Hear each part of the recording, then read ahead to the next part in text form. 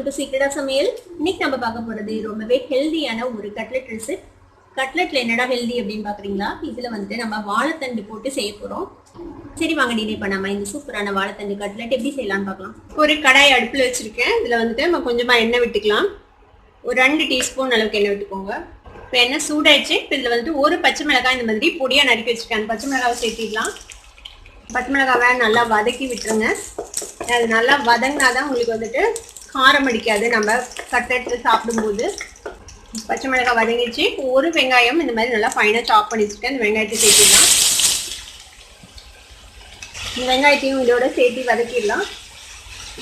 வெங்காயம் லேசாக வதங்கினதும் இதில் ஒரு 3/4 டீஸ்பூன் அளவுக்கு இஞ்சி பூண்டு விழுது சேர்த்திக்கலாம். இந்த இஞ்சி பூண்டு விழுதையும் இதோட சேர்த்து வதக்கிடுங்க.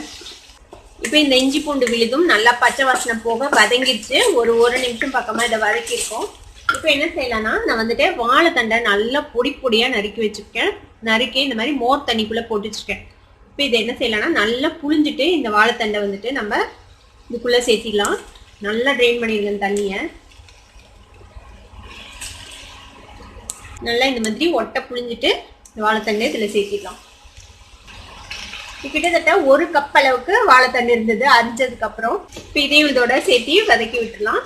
இப்போ இந்த வாழைத்தண்டு வந்துட்டு நல்லா சாஃப்டா வேகணும். இதுலயே நம்ம இதுல தண்ணியெல்லாம் விட போறது இல்லை. அதுல இருக்கிற அந்த தண்ணி பதத்திலேயே அது வெந்துடும். இதுல இதுக்கு போட வேண்டிய மசாலா எல்லாம் நம்ம போட்டுடலாம். இதுல ஒரு 1/4 டீஸ்பூன் மஞ்சள் பொடி சேர்த்துக்கோங்க. கரம் மசாலா பொடி ஒரு 1/4 டீஸ்பூன், சீரகத்தூள் ஒரு 1/4 டீஸ்பூன், மிளகாத்தூள் காரத்துக்கு தேவையான அளவுக்கு நான் 1/4 டீஸ்பூனுக்கும் கொஞ்சம் அதிகமாக சேர்க்குறேன். இது வந்து சோம்பு தூள், இது ஒரு 1/2 டீஸ்பூன் சேர்த்துக்கலாம். சோம்பு தூள் ஒரு நல்ல வாசனை கொடுக்கும் இந்த கட்லெட்டுக்கு. இப்போ இது எல்லாத்தையும் சேர்த்து வதக்கி விட்டுருங்க.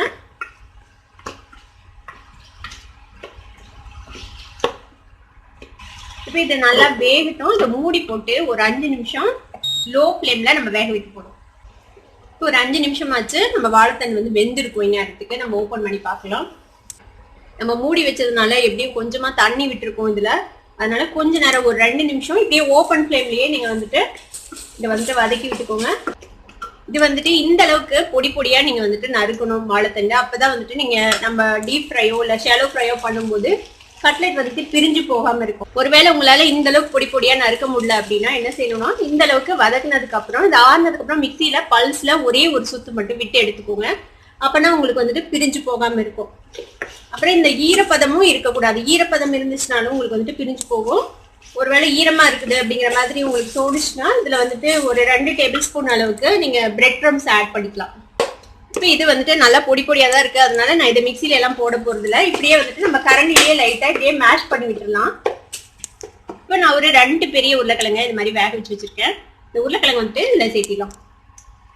இவ்வளவு உருளைக்கிழங்கும் தேவைப்படாது. ஏன்னா வாழைத்தண்டை விட அதிகமா உருளைக்கிழங்கு இருக்கக்கூடாது.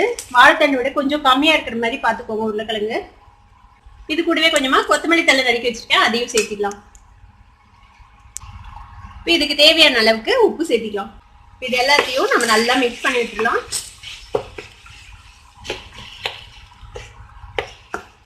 இப்போ உருளைக்கிழங்கு ஆட் பண்ணி நல்லா மிக்ஸ் பண்ணியாச்சு. இப்போ இது ஆறட்டும். ஆறுனதுக்கு அப்புறம் நம்ம வந்துட்டு உருண்டை பிடிச்சி நம்ம கட்லெட் ஷேப்புக்கு எப்படி செய்யலாம்னு பார்க்கலாம். அடுப்பு ஆஃப் பண்ணியாச்சு. இது இப்படியே ஆறட்டும். இப்போ இந்த வாழைத்தண்டு கலவை வந்துட்டு ஆறிடுச்சு. இப்போ இதுல வந்துட்டு நம்ம கட்லெட்டுக்கு தேவையான ஷேப்புக்கு இதை வந்துட்டு உருண்டை பிடிச்சி வச்சுக்கலாம். நான் கொஞ்சம் மீடியம் சைஸ்ல தான் பண்றேன், ரொம்ப பெருசா பண்ணல. உங்களுக்கு என்ன அளவுக்கு வேணுமோ அந்த அளவுக்கு நீங்க பண்ணிக்கோங்க. இந்த அளவுக்கு நான் உருட்டிக்கிறேன். இதே மாதிரியே எல்லாத்தையும் நம்ம உருட்டி வச்சுக்கலாம். இப்போ இந்த மாதிரி எல்லா உருண்டையும் நம்ம உருட்டி வச்சாச்சு. இப்போ இது வந்துட்டு மைதா மாவு ஒரு 3 டீஸ்பூன் மைதா மாவு, கொஞ்சமா உப்பு, தண்ணி விட்டு இந்த மாதிரி ஒரு ஃப்ளோயிங் கன்சிஸ்டன்சில நான் கலந்து வச்சிருக்கேன்.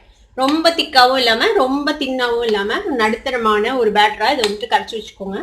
இது வந்து பிரெட் க்ரம்ஸ் நம்ம கோட் பண்றதுக்காக. இப்போ நம்ம உருட்டி வச்சிருக்கிற இதை வந்துட்டு லைட்டா அப்படி ஃபிளாட் பண்ணிட்டு இதுல டிப் பண்ணிடுங்க. நல்லா எல்லா பக்கமும் இந்த பேட்டர்ல கோட் ஆகிற மாதிரி இதை டிப் மாதிரி ஒரு ஃபோர்க் வச்சு இதை எடுத்து எக்ஸ்ட்ரா பேட்டரை இதில் ட்ரெயின் பண்ணிடுங்க. ட்ரெயின் பண்ணிட்டு இந்த பிரெட் க்ரம்ஸ்ல போட்டுடலாம். இப்போ இந்த பிரெட் க்ரம்ஸ்ல வந்துட்டு நல்லா இதை கோட் பண்ணிடுங்க.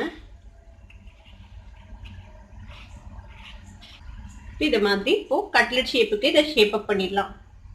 இப்போ இது மாதிரி கட்லெட் ஷேப்புக்கு ஷேப் பண்ணிட்டு ஒரு பிளேட்ல வச்சுடுங்க.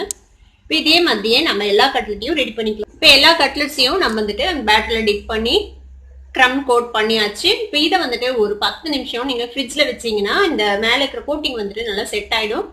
நம்ம ஷாலோ ஃப்ரை பண்ணும்போது வந்துட்டு உங்களுக்கு ரொம்ப பிரிஞ்சு போகாம இருக்கும் இந்த மேல இருக்கிற கோட்டிங் வந்துட்டு. இப்போ இது கொஞ்ச நேரம் நான் ஃப்ரிட்ஜ்ல வச்சிட போறேன். ஒரு பேன்ல வந்துட்டு ஷாலோ ஃப்ரை பண்ற அளவுக்கு எண்ணெய் விட்டு வச்சிருக்கேன். இப்போ ஒரு 10 நிமிஷம் நம்ம ஃப்ரிட்ஜ்ல வச்சு எடுத்தாச்சு நம்மளோட இந்த கட்லெட்ஸை. இப்போ இதை வந்துட்டு நம்ம அந்த எண்ணெயில பிளேஸ் பண்ணிடலாம்.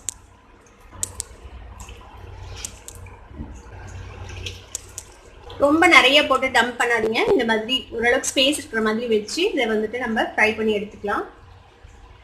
ஒரு சைடு கொஞ்சம் ஃப்ரை ஆகட்டும், அப்புறமேட்டு இதை நம்ம டர்ன் பண்ணலாம். சைடு வந்துட்டு ஃப்ரை ஆகிருக்கும், நம்ம டர்ன் பண்ணி போடலாம் அடுத்த சைடுக்கு.